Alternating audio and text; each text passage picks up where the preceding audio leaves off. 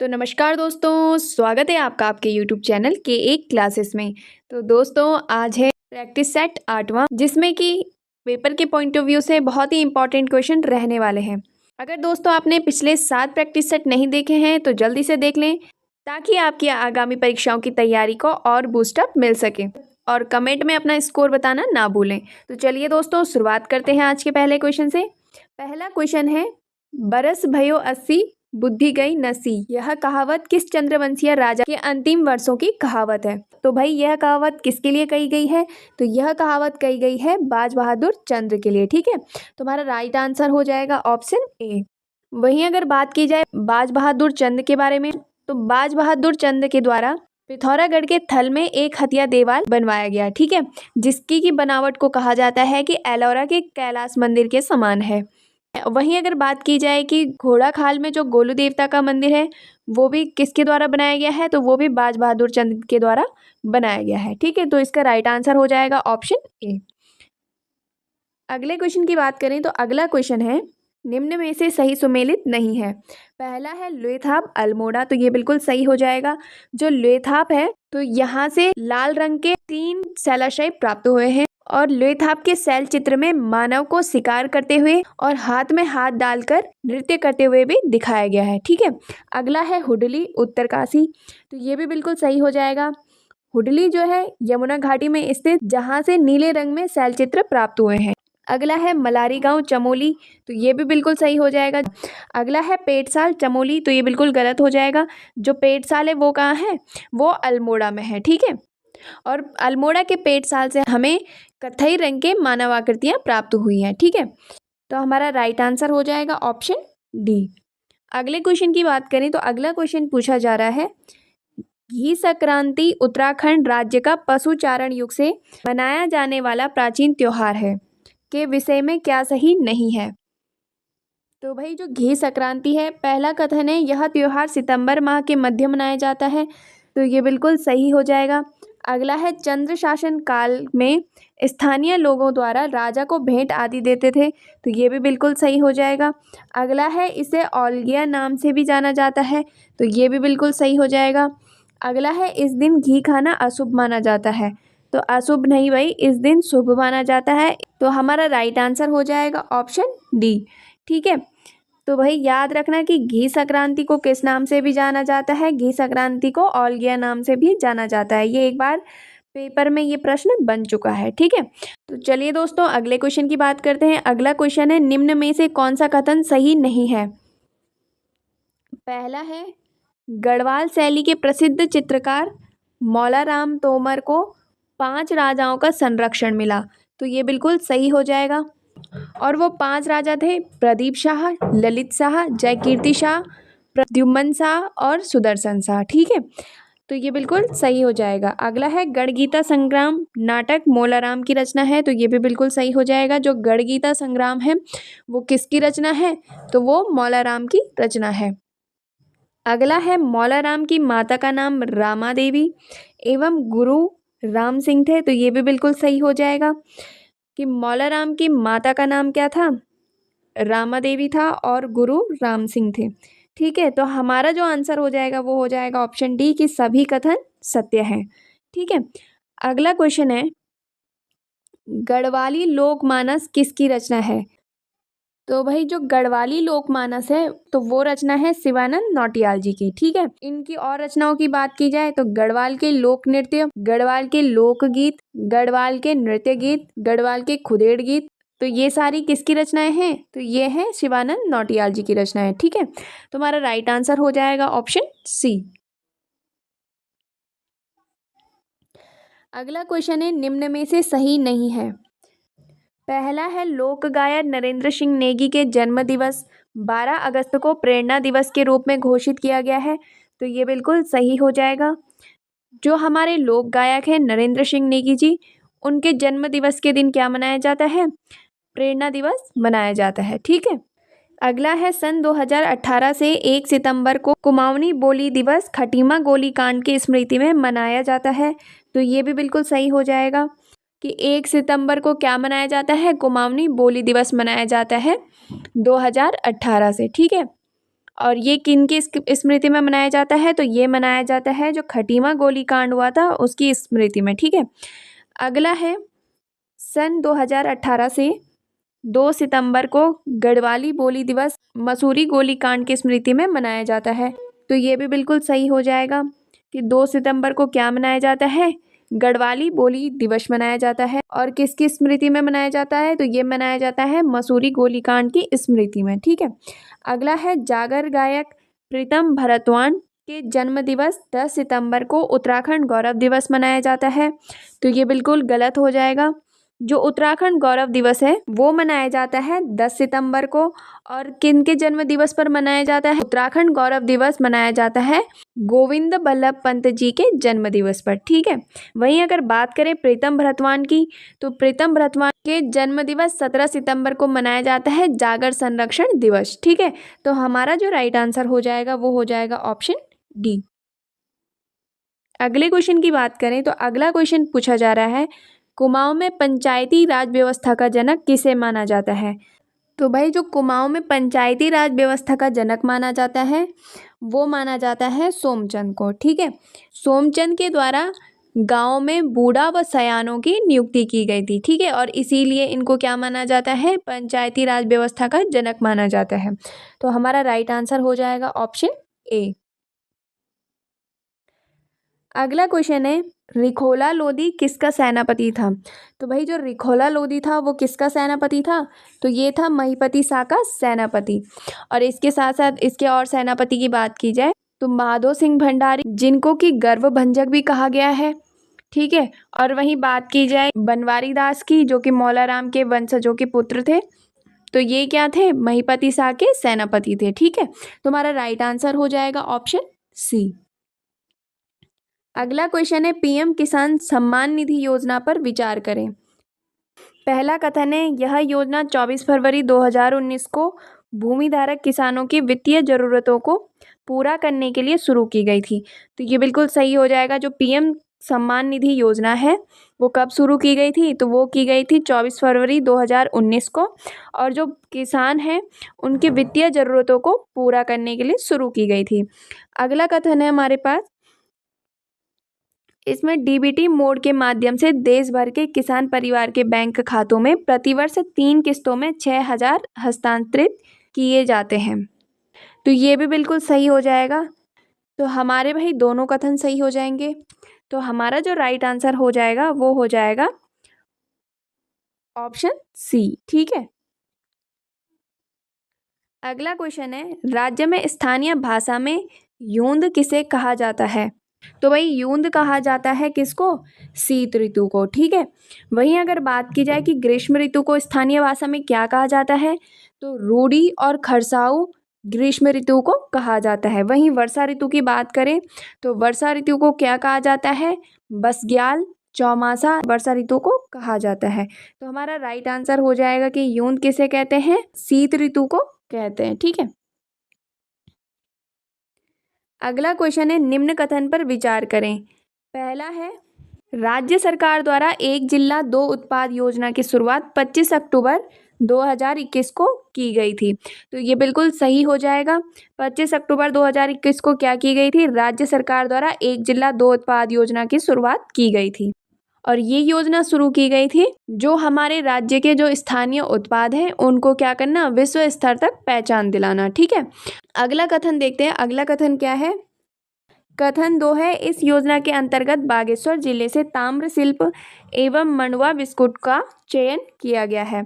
तो ये भी बिल्कुल सही हो जाएगा। जो बागेश्वर जिला से जो 2 उत्पाद लिए गए हैं वो कौन कौन से हैं, ताम्र शिल्प और मंडुआ बिस्किट। ठीक है, तो हमारा जो राइट आंसर हो जाएगा वो हो जाएगा कथन 1 व 2 क्या है, सही है। ठीक है, अगला क्वेश्चन है, अगला क्वेश्चन पूछा जा रहा है, एशिया के पहले इंजीनियरिंग कॉलेज भारतीय प्रौद्योगिकी संस्थान रुड़की को विश्वविद्यालय का दर्जा कब मिला। तो भाई भारतीय प्रौद्योगिकी संस्थान रुड़की को विश्वविद्यालय का दर्जा मिला था, वो मिला था 1949 को। ठीक है, हमारा राइट आंसर हो जाएगा ऑप्शन ए। वहीं अगर बात की जाए रुड़की विश्वविद्यालय को देश के 7वें भारतीय प्रौद्योगिकी संस्थान का दर्जा कब दिया गया, तो ये दिया गया था 2001 में। ठीक है, अगला क्वेश्चन है, निम्न में से सही सुमेलित नहीं है। पहला है उत्तराखंड का वृक्ष मानव विश्वेश्वर दत्त, तो ये बिल्कुल सही हो जाएगा। जो विश्वेश्वर दत्त है उनको क्या कहा जाता है? उत्तराखंड का वृक्ष मानव कहा जाता है, ठीक है। और इनको 1986 में इंदिरा प्रियदर्शनी वृक्ष मित्र पुरस्कार भी दिया गया था। अगला है कुमाऊं का शेर हर्षदेव औली, तो ये भी बिल्कुल सही हो जाएगा। जो कुमाऊं के शेर हैं वो किन्हें कहा जाता है? हर्षदेव औली जी को कहा जाता है। अगला है गढ़वाल का महर्षि तारादत्त गैरोला, तो ये भी बिल्कुल सही हो जाएगा। तो तारादत्त गैरोला है उनको क्या कहा जाता है? गढ़वाल का महर्षि कहा जाता है। अगला है बुग्यालों की मदर टेरेसा माधुरी शर्मा, तो ये बिल्कुल गलत हो जाएगा। जो माधुरी शर्मा है उनको उत्तराखंड की मदर टेरेसा कहा जाता है। जबकि बात की जाए बुग्यालों की मदर टेरेसा, तो बुग्यालों की मदर टेरेसा कहा जाता है रूपा देवी को, ठीक है। तो हमारा राइट आंसर हो जाएगा ऑप्शन डी। अगला क्वेश्चन है, वारदा नाटी कौन सी जनजाति का लोक नृत्य है? तो भाई वारदा नाटी जो है वो लोक नृत्य है जौनसारी जनजाति का। वहीं अगर जौनसारी जनजाति की बात की जाए तो इसमें पत्तेबाजी नृत्य, हारुल नृत्य, पौड़ाई नृत्य, ठीक है, आदि क्या है इनमें फेमस है। तो हमारा राइट आंसर हो जाएगा ऑप्शन ए। अगला क्वेश्चन है, राज्य में आरती की थाली में किए गए चित्रांकन को कहते हैं? तो भाई आरती की थाली में किए गए चित्रांकन को क्या कहा जाता है? उसको कहा जाता है शैली, ठीक है। वहीं अगर मौली की बात की जाए तो मौली किसे कहा जाता है? जो प्रवेश द्वार होते हैं उन पे जो अलग अलग रंग से बने चित्र होते हैं उनको क्या कहा जाता है? उनको मौली कहा जाता है। अगला है स्यों, तो स्यों कहा जाता है जब भी कोई शुभ कार्य होता है उसमें बुरी आत्माओं की रक्षा के लिए जो बनाए गए चित्र होते हैं उसे स्यों कहा जाता है। लक्ष्मी पौ, तो लक्ष्मी पौ कहा जाता है जो दिवाली के अवसर पर घरों के मुख्य दरवाजों पर माँ लक्ष्मी के पद चिन्ह बनाए जाते हैं उनको लक्ष्मी पौ कहा जाता है। तो हमारा राइट आंसर हो जाएगा ऑप्शन बी। अगला क्वेश्चन है, राज्य में सबसे प्राचीन सूर्य मंदिर पलेठी का सूर्य मंदिर कहाँ स्थित है? तो भाई ये स्थित है हिंडोला खाल देवप्रयाग में, ठीक है। वहीं अगर पूछा जाए कि पलेठी का सूर्य मंदिर किस शैली में बना है, तो ये मंदिर बना है फांसड़ा शैली में, ठीक है। और घाटी की बात की जाए कि कौन सी घाटी में स्थित है, तो ये स्थित है लुलेरा गुलेरा घाटी में, ठीक है। तो हमारा राइट आंसर हो जाएगा ऑप्शन ए। अगला क्वेश्चन है, हाल ही में भारत का पहला मेक इन इंडिया 1 मेगावाट हरित हाइड्रोजन संयंत्र कहाँ प्रारंभ हुआ है? तो भाई ये प्रारंभ हुआ है कांडला में, ठीक है। तो हमारा राइट आंसर हो जाएगा ऑप्शन बी। हमारा अगला क्वेश्चन है, राष्ट्रीय हथकरघा दिवस 2025 की थीम क्या है? तो भाई राष्ट्रीय हथकरघा दिवस 2025 की थीम क्या थी? ये थी महिला सशक्तिकरण राष्ट्र सशक्तिकरण, ठीक है। वहीं अगर बात की जाए कि हथकरघा दिवस कब मनाया गया, तो ये मनाया गया है 7 अगस्त को भारत मंडपम न्यू दिल्ली में, ठीक है। तो हमारा राइट आंसर हो जाएगा ऑप्शन सी। अगला क्वेश्चन है, उत्तरांचल राज्य बैडमिंटन संघ के अध्यक्ष के रूप में किसे पुनः नियुक्त किया गया है? तो भाई ये किया गया है डॉक्टर अलकनंदा अशोक को, ठीक है। तो हमारा राइट आंसर हो जाएगा ऑप्शन डी। अगला क्वेश्चन की बात करें तो अगला क्वेश्चन पूछा जा रहा है, कौन सा देश अंतर्राष्ट्रीय सौर गठबंधन का 107वां सदस्य बना है? तो ये बना है मोल्दोवा। तो हमारा राइट आंसर हो जाएगा ऑप्शन सी।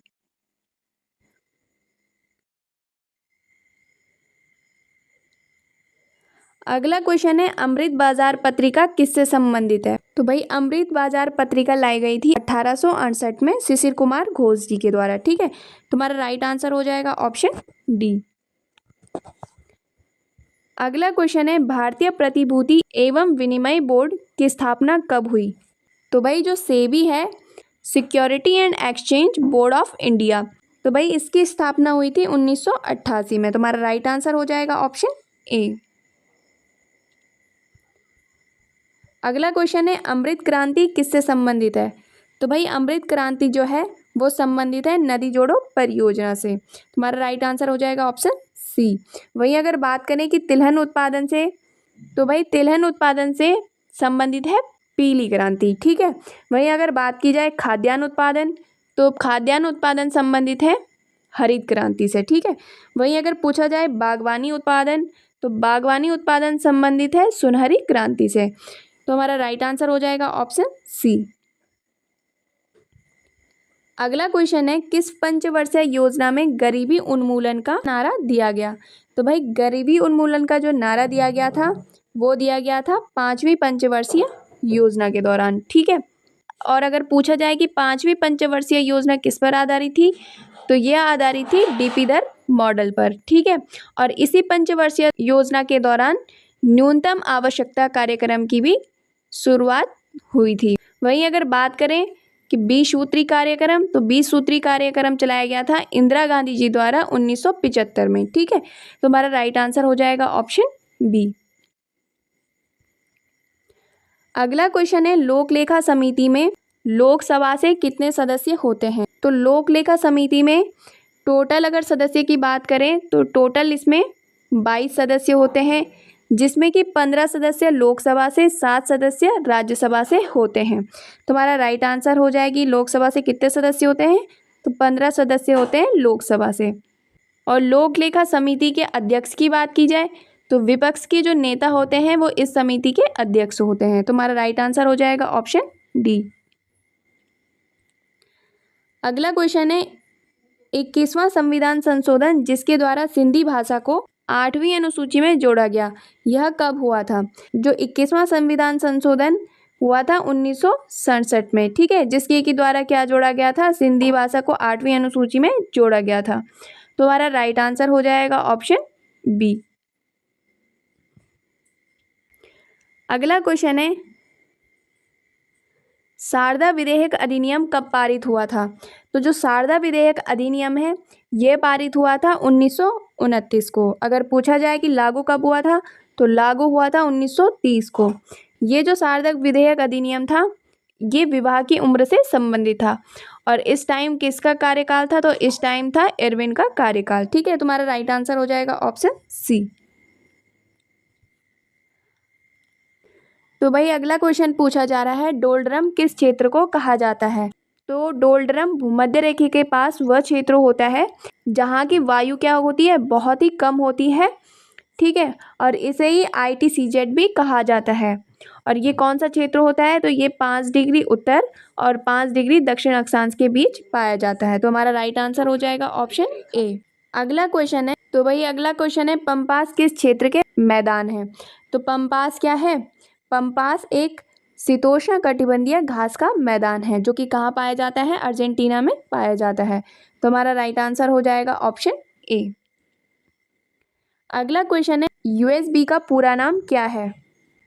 तो भाई USB का पूरा नाम है यूनिवर्सल सीरियल बस। ठीक है, और USB का उपयोग किया जाता है किसी डिवाइस को किसी कंप्यूटर से जोड़ने के लिए। ठीक है, तो USB का प्रयोग किया जाता है। तुम्हारा राइट आंसर हो जाएगा ऑप्शन ए। अगला है, अब आ गए हैं दोस्तों हमारे हिंदी का सेट। ठीक है, तो भाई हिंदी का पहला प्रश्न है, वर्ष 2002 किसे 2 पंक्तियों के बीच के लिए साहित्य अकादमी पुरस्कार दिया गया था?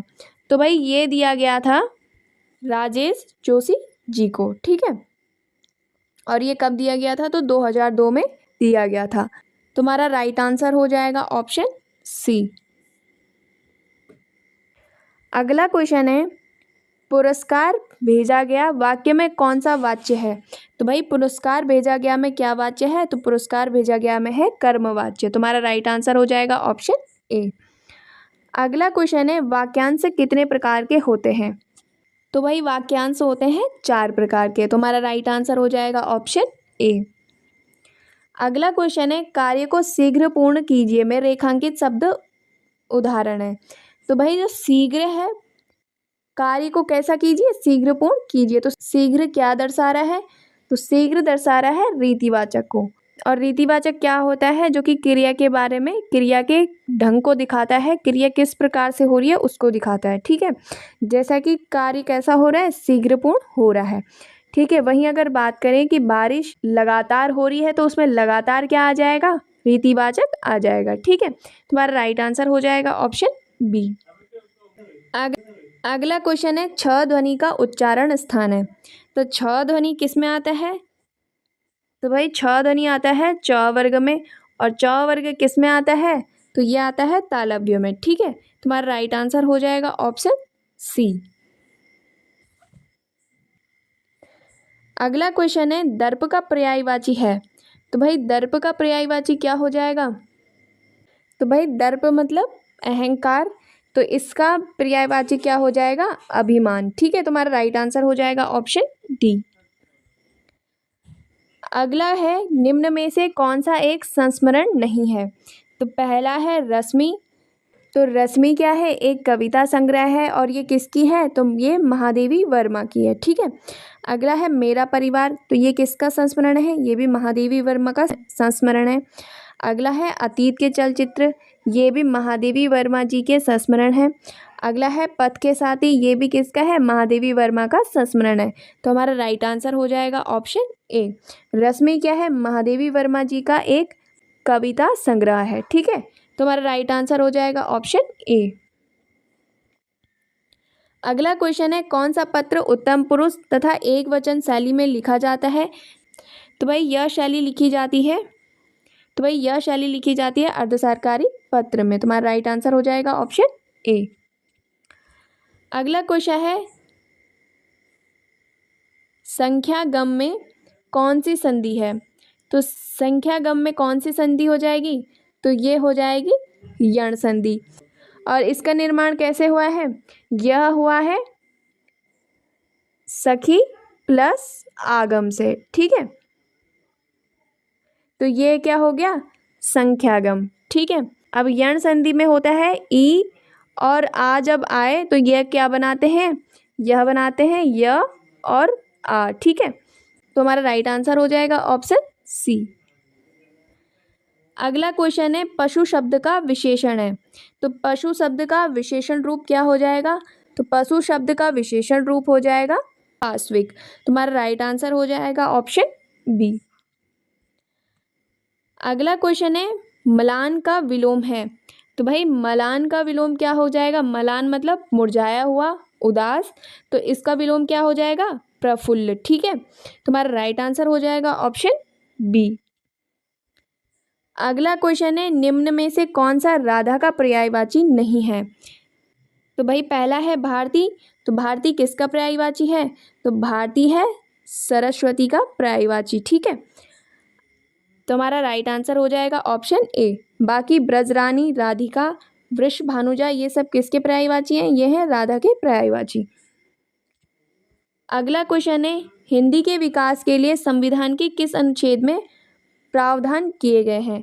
तो भाई ये प्रावधान किया गया है अनुच्छेद 351 के तहत। तुम्हारा राइट आंसर हो जाएगा ऑप्शन बी। अगला क्वेश्चन है हिंदी वर्तनी मानकीकरण का प्रकाशन किया गया। तो भाई इसका प्रकाशन हुआ था 1967 में। तुम्हारा राइट आंसर हो जाएगा ऑप्शन सी। अगला क्वेश्चन है शुद्ध वर्तनी का चयन कीजिए। तो भाई शुद्ध वर्तनी रासायनिक, रासायनिक, रासायनिक, रासायनिक, तो हमारा राइट हो जाएगा रासायनिक। ठीक है, तो हमारा राइट आंसर हो जाएगा ऑप्शन बी। अगला क्वेश्चन है वातानुकूलित का सही संधि विच्छेद होगा। तो वातानुकूलित का संधि विच्छेद क्या हो जाएगा, वात प्लस अनुकूल। ठीक है, तो हमारा राइट आंसर हो जाएगा ऑप्शन डी।